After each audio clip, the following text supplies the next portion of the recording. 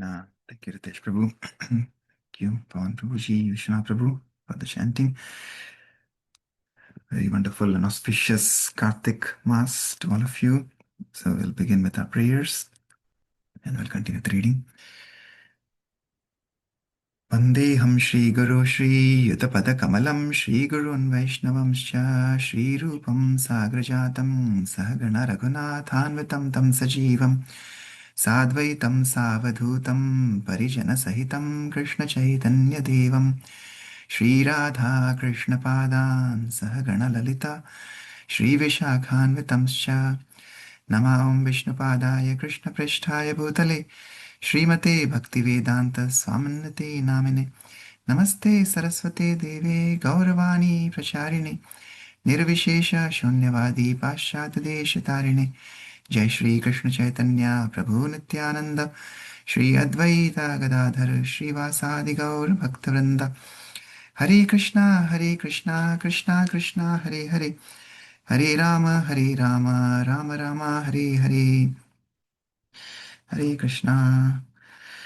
Okay, we'll continue with our prayers. It's a very auspicious beginning to our Kartik month, and like we said yesterday, this is the month of mercy, extreme mercy, merciful flow of mercy, because it's the month of Srimati Radharani. And this process of mercy comes in descending order all the way from the Lord through his pure devotees to us.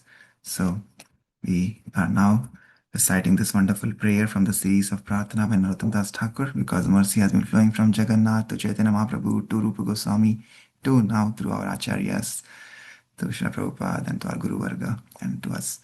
So this wonderful prayer, just as outside it has been raining, so it's been a transcendental rain this morning on the auspicious beginning of Kartik month, when we had a full moon, Purnima, Kartik Purnima.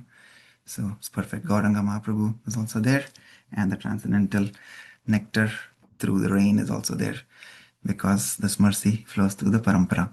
So we have been singing this prayer this week. We'll continue again, and then we'll read the translation. Thakura Vaishnava Pada Avanira Sampada Shuno Bhai Hoya Ek Mana Ashraya Loiya Bhaje Tare Krishna Nahi Tyaje Arasab More Akarana Vaishnava Charana Jala Prema Bhakti Dite Bola Arake Ho Nahi Bala Vanta Vaishnava Charana Renu Mastake Bhushana Vinu Aranahi Bhushanira Anta Tirtha Jala Pavitra Gune Likhiya Che Purane Se Saba Bhaktira Pravanchana Vaishnavira Padodaka Samanahi Saba Yate Hoye Vanchita Purana Vaishnava Sangite Mana Anandita Nukshana Sada Hoye Krishna Para Sangha Dina Narotama Kande Hiya Dhairya Nahi Bandhe Moradasha Kino Hoilo Bhanga Thakura Vaishnava Pada Avanira Sampada Shuno Bhai Hoya Eka Mana Hare Krishna Krishna Krishna Hare Hare Hare Rama Rama Rama Hare Hare.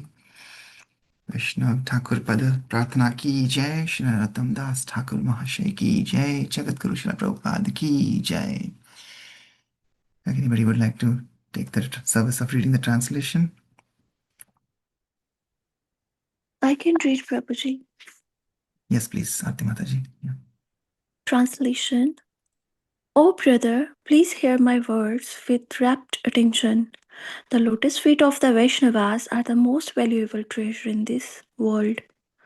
These Vaishnavas continually take shelter of Lord Krishna and worship him. They never abandon their Lord.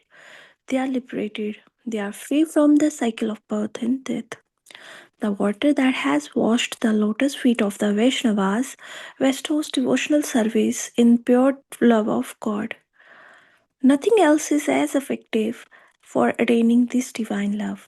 I place dust from the lotus feet of the Vaishnava upon my head. I wear no other ornament. The purifying pour of the waters at the various holy places of pilgrimage is described in the Puranas, although this is something of a deceptive trick. Actually, there is not anything as purifying as the water that has washed the lotus feet of the Vaishnavas. This water fulfills all desires. Moment after moment, my mind finds pleasure in the association of the Vaishnava. I always seek out the company of those who are devoted to Lord Krishna. Poor hearted Narottam Das breaks down and cries, how has this fallen condition come upon me? Hare Krishna. Hare Krishna. Thank you, Mataji. Okay, so let's continue. Srila Prabhupada Lilamrit. This mercy, as we read here, Narottam Das Thakur says, it flows through the Vaishnavas. And Vaishnavas are so merciful, like Prabhupada is, that he's traveling all over the world to shower this mercy of bhakti. And yesterday we saw Prabhupada from India. He is now for a 3-month tour. He has started to Europe. So he went to Rome, Geneva, and where else? Paris and Germany. And now eventually he's come to Australia. So he'll have 3 Rath Yatras he's mentioning, but he's still corresponding with all his disciples all over the world. I think Jayapataka Maharaj and in Mayapur, they were feeling a little sad because they felt like they had offended the spiritual master or they had caused him pain. But Prabhupada says, no, I know you're working very hard and sincerely, so continue to do that.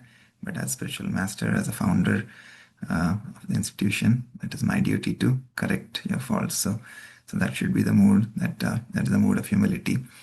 That we should not take any rectification as chastisement, but that chastisement, as Prabhupada says, is good for disciples and sons. So that is the duty of a spiritual master, to correct his disciples. And Prabhupada had kind of a mixed back tour in Europe. It was Rome and Geneva, it was very, very successful. Italy also was very nice. And in Paris, he had to face some discontentment from the radical youth. But Prabhupada was, again, as is always, very strong, and he's preaching the pure message. So sometimes it takes time for people to understand, like this devotee of Prabhupada, Karandhara, who left Prabhupada because Prabhupada spoke some harsh words when he was in America earlier. But now, after many months, he has now felt remorse in his heart and he has come back, and Prabhupada has made him the GBC of India. Right? So that is the mercy of an Acharya, of your spiritual master, that even though he went away for some time, Prabhupada has now lovingly accepted him again into his fold and asked him to go to India and serve there in Bombay. Okay, so we'll continue from here. Yeah, Prabhupada has arrived in Melbourne and he's come in Rolls Royce. So news articles are talking about His Divine Grace comes rolling in. Okay, so we'll see here what happens next. News coverage of Prabhupada's visit didn't end with reports on his arrival at the airport. The next day, while the devotees were preparing the Rath Yatra carts, an extraordinary incident has resulted in front-page headlines in the Herald. Krishna's sect uses canopy to save women from blazing office. Monks from the Hare Krishna sect held the painted canvas canopy of the religious wagon as a safety net so five screaming women could jump to safety from a blazing three-story building in Melbourne yesterday. The article was accompanied by two large pictures showing Hare Krishnas holding the large canvas canopy. Although the news media was unable to understand the disciples' love for Srila Prabhupada, the rescue was something everyone could relate to, wrote a columnist in The Australian. The fact that makes the rescue doubly impressive was the use of a holy rug, not just an ordinary bedroom one for the rescue mission. The rug was being sewn for use at a religious festival in Melbourne tomorrow. The columnist coyly speculated whether the devotee's holy rug was still usable in the religious festival as a canopy for His Divine Grace, A.C. Bhaktivedanta Swami Prabhupada. You see, the Swami is not one of your ordinary Swamis. He is the founder of the Hare Krishna, and the group describes him as the Lord of the universe. Devotee spokesman had reported, that the rug would be used in the festival. The incident proved to be good publicity for the festival for the next day, when Lord Jagannath, the Lord of the Universe, and his pure devotee Srila Prabhupada held a Rath Yatra procession through the main streets of Melbourne. Regarding media coverage, Prabhupada had said that simply the printing of the holy names Hare Krishna greatly benefited the readers, regardless of whether the names were mentioned in reverence or disrespect.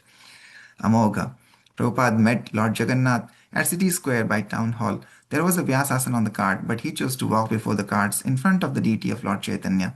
Prabhupada was wearing a gold wool cap, a peach-colored turtleneck jersey, and an effulgent silk saffron dhoti and kurta.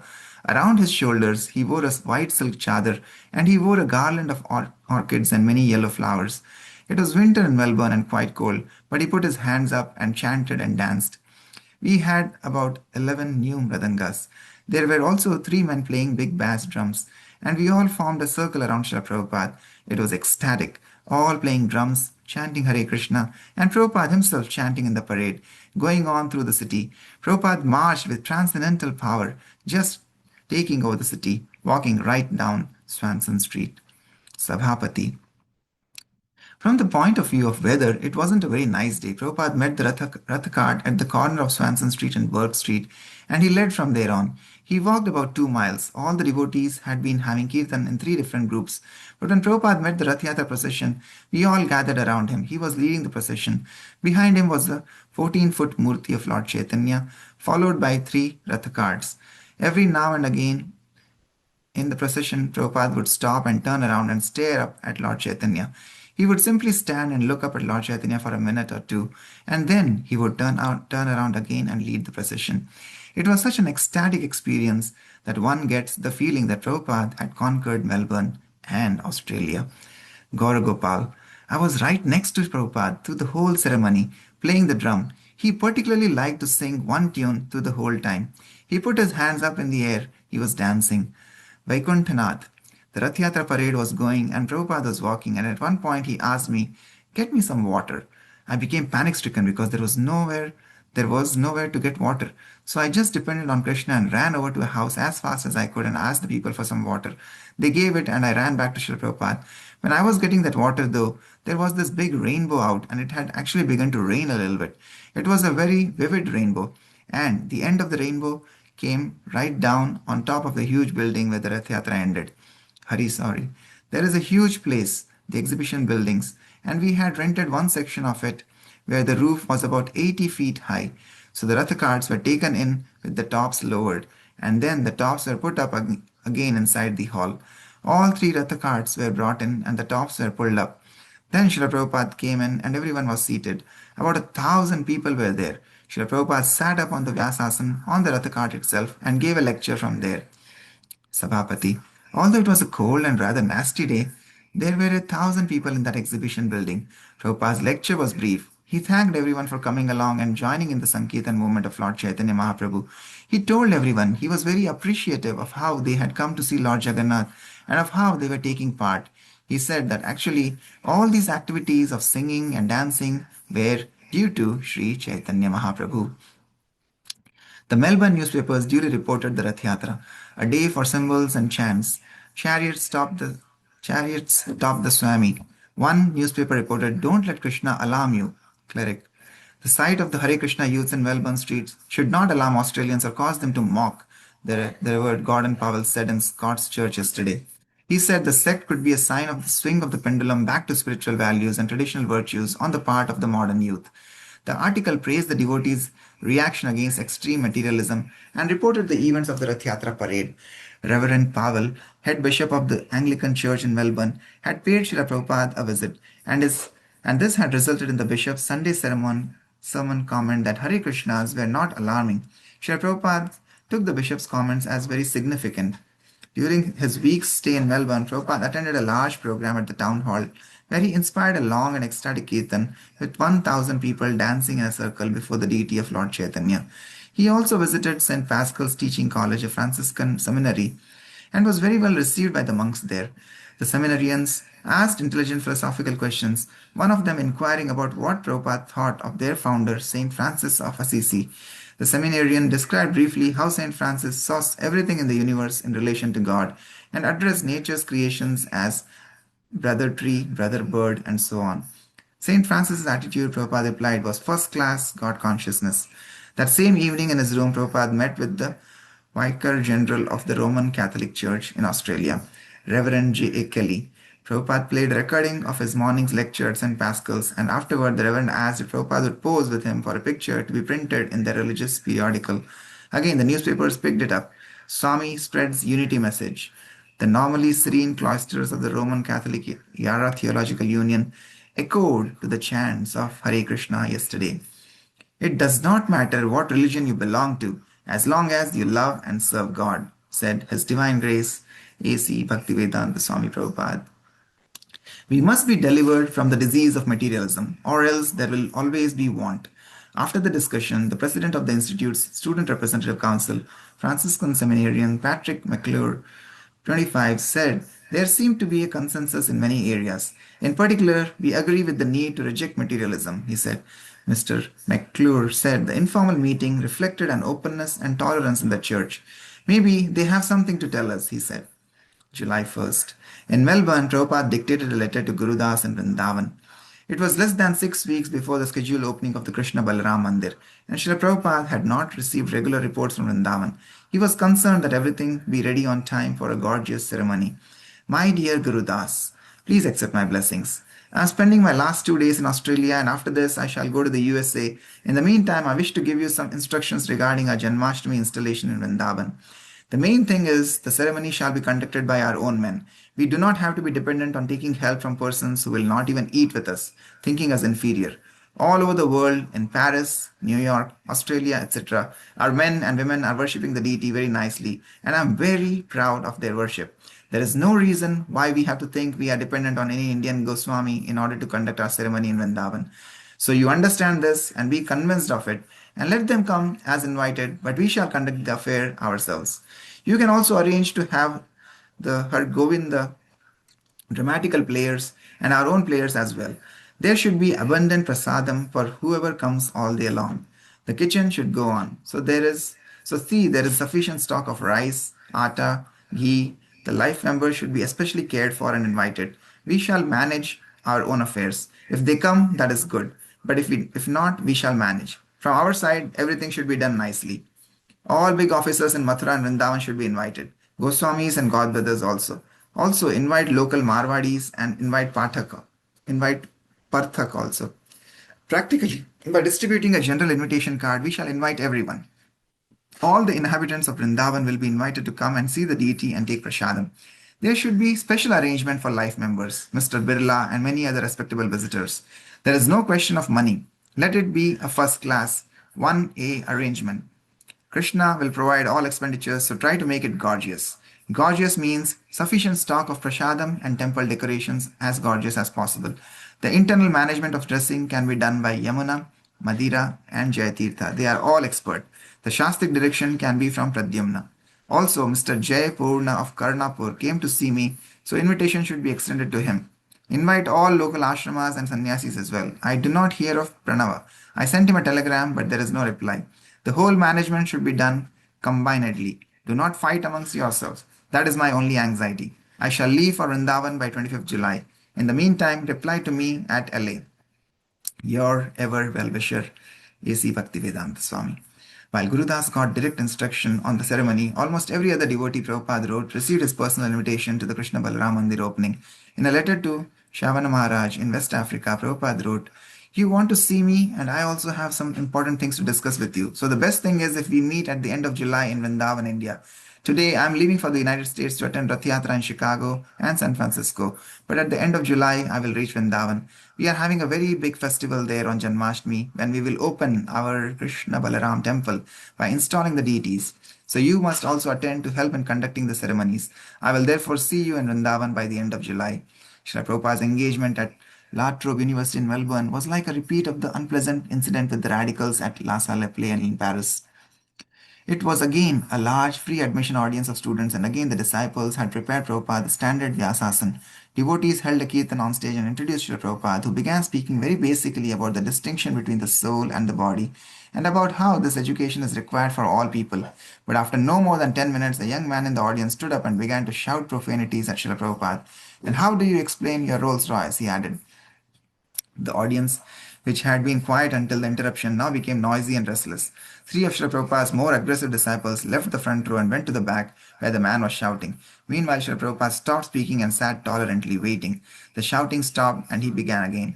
"As I was explaining, in material life we have been changing from one body to another. This is not a very good condition of life. Nobody wants to die, but he is forced to die." After 5 minutes, the abusive language again broke out. This time, Srila Prabhupada's three disciples pushed the shouters out the back door.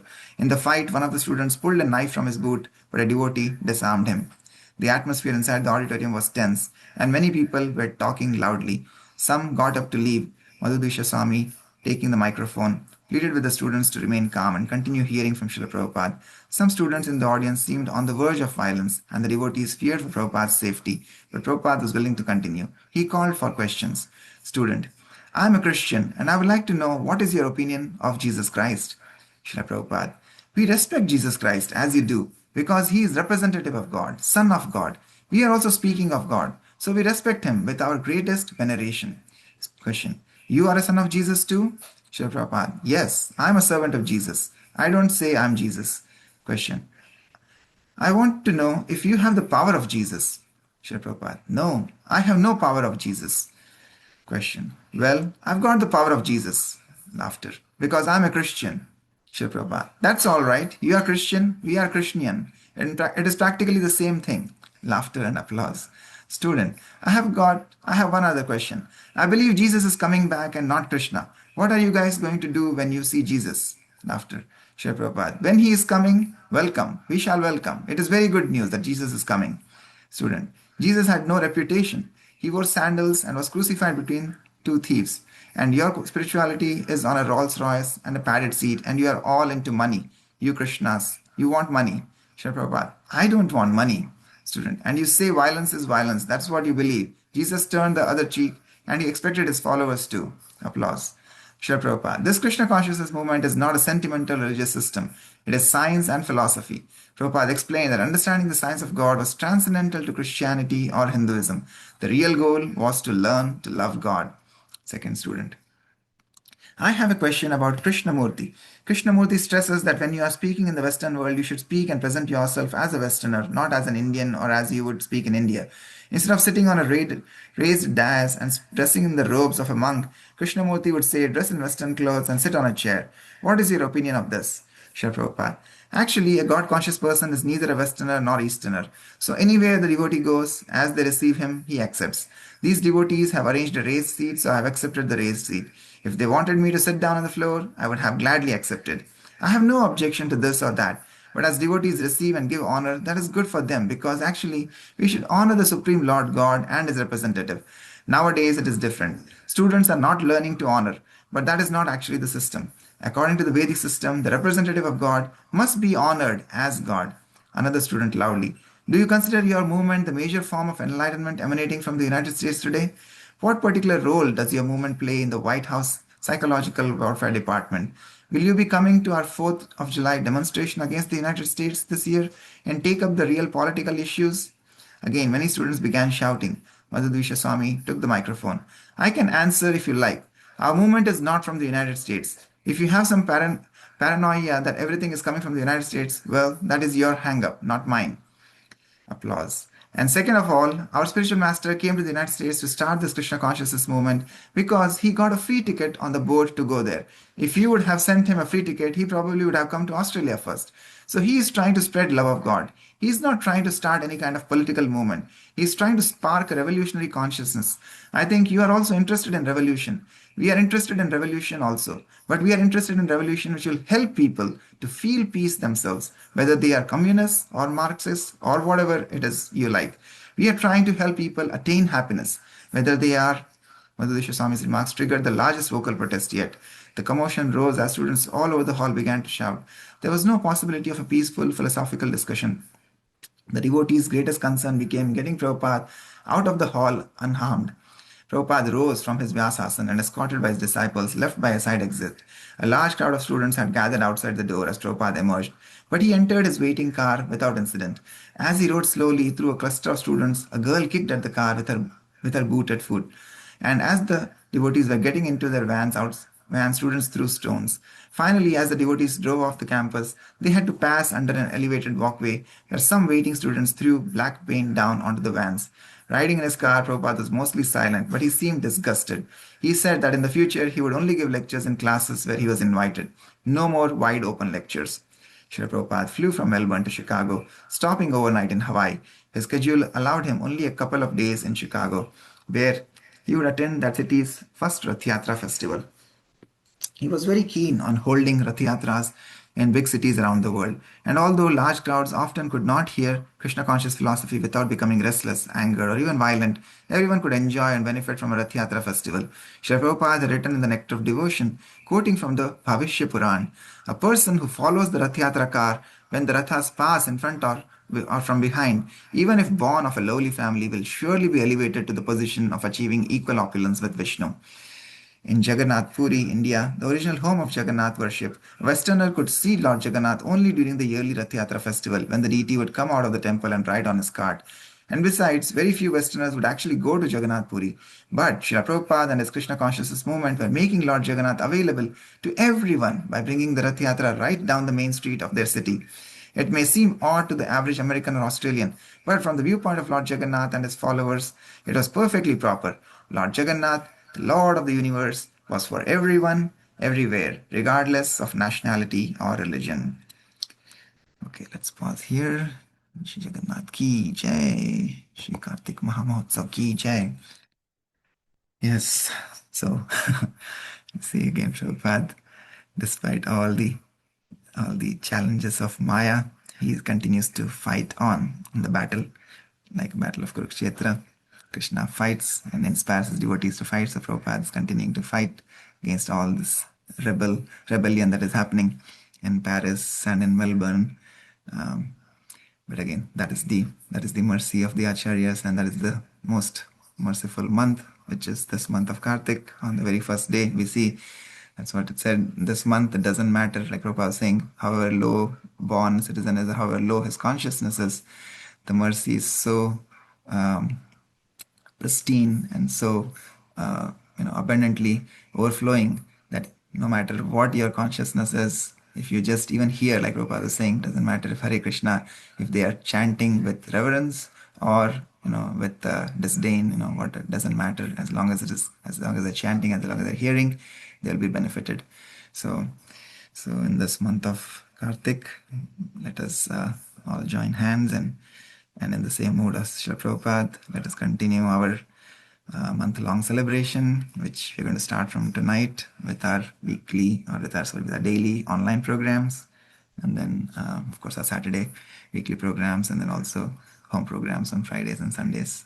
So we can go out and share this mercy to as many people around us as possible in our own humble way, as Srila Prabhupada is teaching us.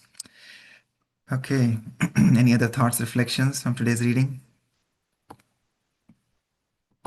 Thank you all for joining on this auspicious morning.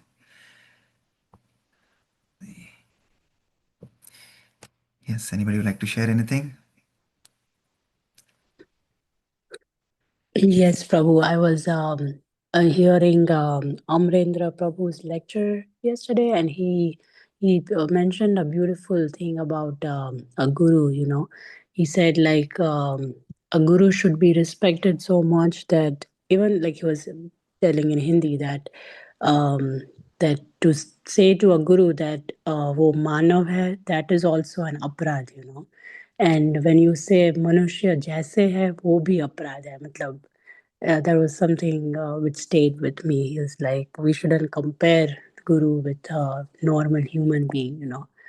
um, and like few points while you were reading just made me think that a true Vaishnav is so flexible, you know. It's not like in a right way, not like it doesn't take everything for granted, but he like Prabhupada was so flexible that if they ask me to sit here, I'll sit here. If they ask me to sit here, I sit here. And we see so many um, so-called Vaishnavas, you know, after years of practice. No offense to anybody, but like, you know, after years of practice, some people become so rigid that they actually forget the true purpose of being a Vaishnava. So yeah, that stayed with me.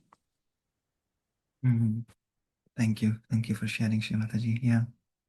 Yeah, devotee always worships Sri Guru as Sri Bhagwan, right? So that should be our mode. But Guru himself, like Prabhupada always used to say, they don't take it, right? They take that worship in the mode of passing it to the predecessor acharyas. So whatever um, many of our current Guru Vargas also, I know when we would wash their feet. Guru Maharaj also would say that this is in the mode of accepting the service and then passing this respect to their Guru Maharaj Srila Prabhupada and then to the parampara. So that is their mood. So they never take anything for themselves. But yeah, Sri Guru is the external representation. He is the representative of Bhagwan in front of us. So in that mood, we should worship them. And yeah, but they don't take anything for themselves. They just pass on everything to the predecessor acharyas. So, but as we sing in the Guru Pranam prayers, that Shri Guru Charana Padma, Kevala Bhakti Sadma, so by taking shelter of the lotus feet of the Guru, that is the only way through which we can attain bhakti. And this prayer that we are singing this week also is glorifying in the same spirit, that only and only by surrendering to the lotus feet of a pure Vaishnava is when we can get the true drop of true ocean of bhakti in our hearts. Nothing else can provide that. Even the Vedas and the scriptures may say that taking bath in the Ganges or following all these principles, we'll be able to, but those are just deception, like it was mentioned by Narottam Das Thakur. The true bhakti is available only and only and only by surrendering at the lotus feet of a pure Vaishnava. Thank you for sharing that. Okay, anything else from anybody? Adi Guru Prabhu, Anandini Gopika Mataji, Hari Bol.